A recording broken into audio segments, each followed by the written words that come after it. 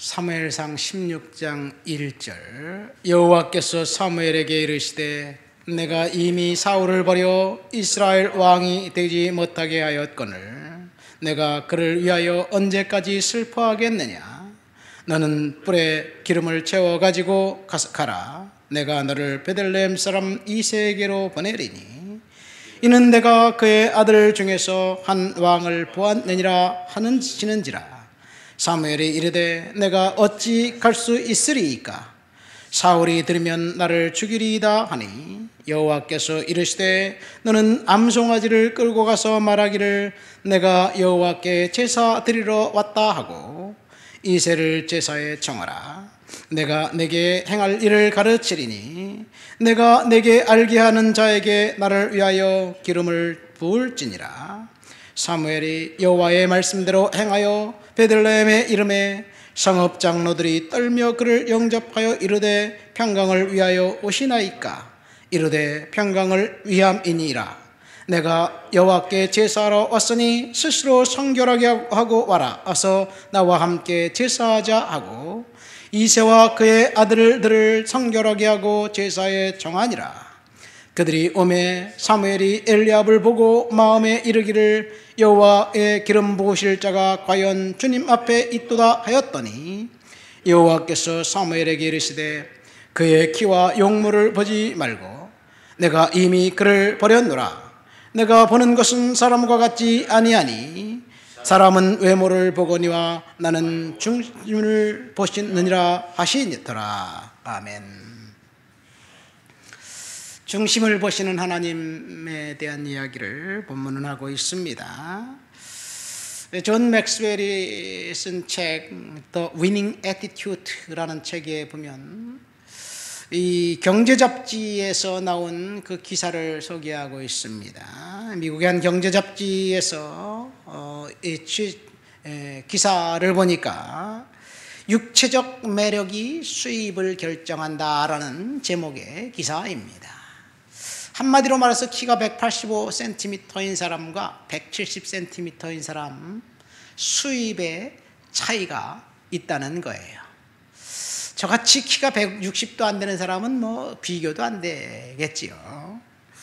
어쨌든 육체적 외모와 수입이 연관이 있다는 이야기입니다.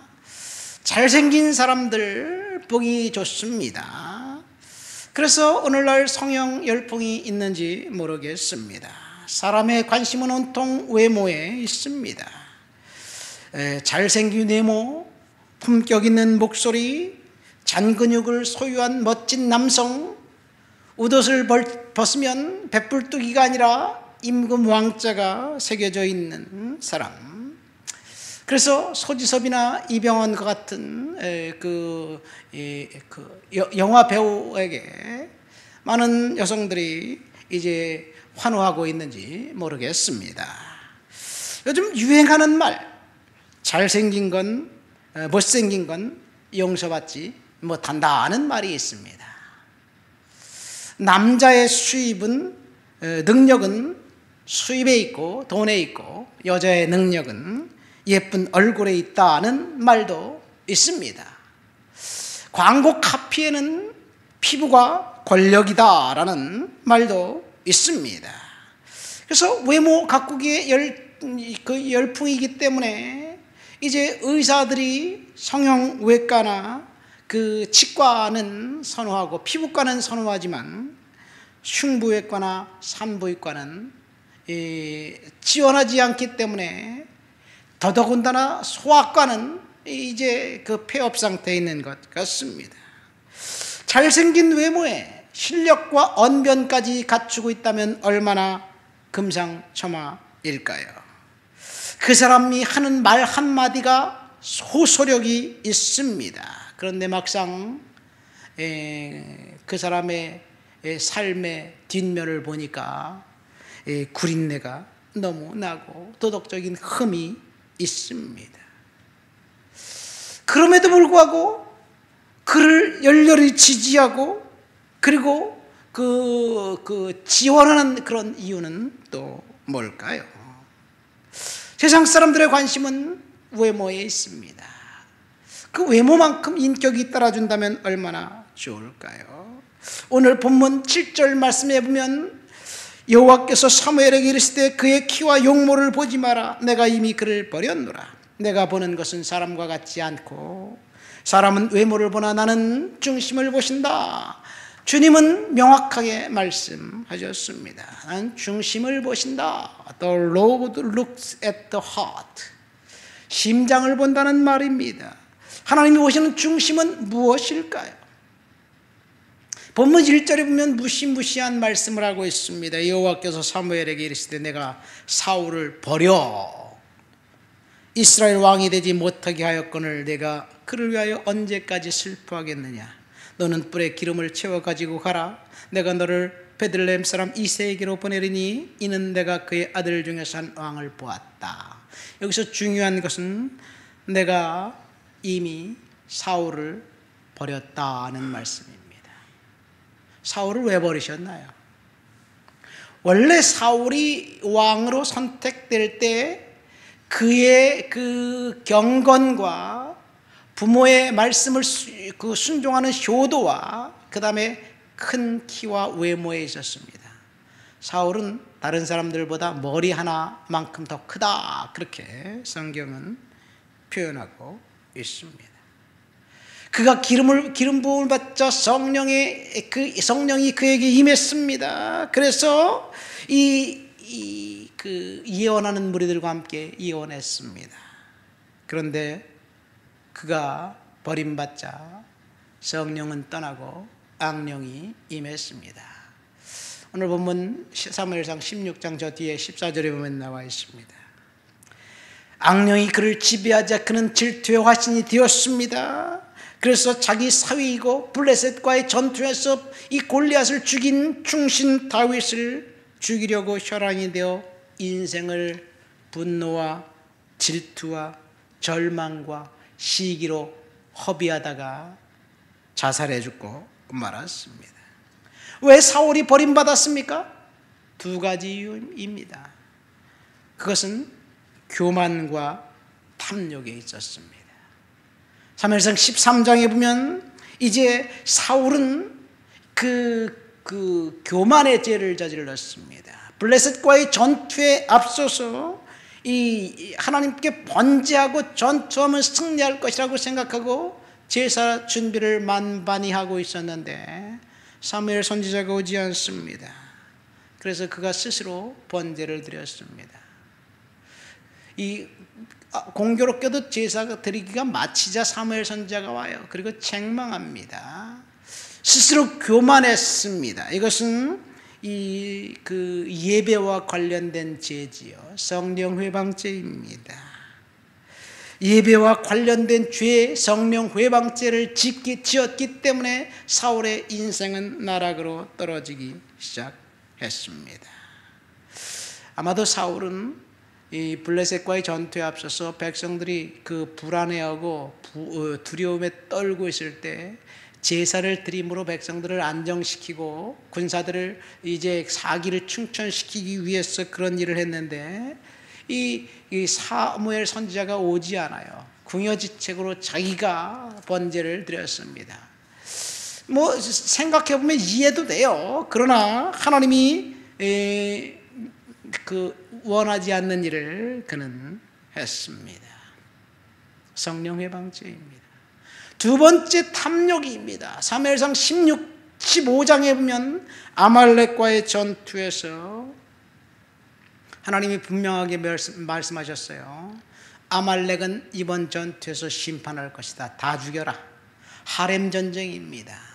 아말렉이 광야에 있는 이스라엘 백성들을 뒤에서 비열하게 침략했고 아말렉과의 전투를 생각하고 하나님은 이제는 그들을 멸하기로 작정했어요. 그런데 사울 왕은 아각 왕, 아말렉 왕을 주었고 그 다음에 그의 살찐 짐승들을 취했습니다. 그러면서 뭐라고 말했습니까?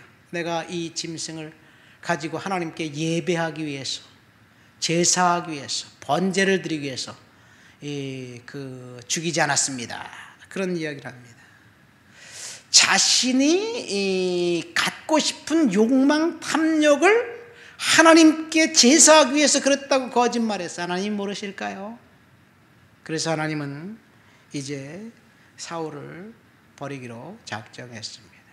이 둘 다 예배와 관련된 죄입니다. 성령 회방죄입니다. 이 사도행전 5장에 보면 아나니와 삽비라 부부가 땅을 팔아서 하나님께 드리겠다고 약속하고 땅을 팔고 돈이 생기자 그만 탐욕이 생기고 욕심이 생겼어. 그리고 절반만 사도들의 발 앞에 갖다 두면서 거짓말했습니다.